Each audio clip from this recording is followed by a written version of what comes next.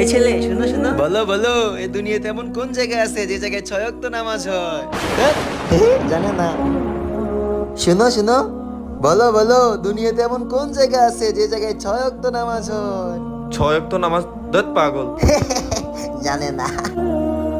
এ থামো থামো, আমি খাঁটি সুন্নি, আল্লাহু আকবার। আমি সিয়া ইয়া আলী। ও আচ্ছা, তাইলে চলো আমরা এখন জামাতে যাই। হ্যাঁ হ্যাঁ, চলো চলো, জামাতের প্রথম দূর হ রাকাত। তোরা, দূর হ দূর হ। আরে পাগল থাম।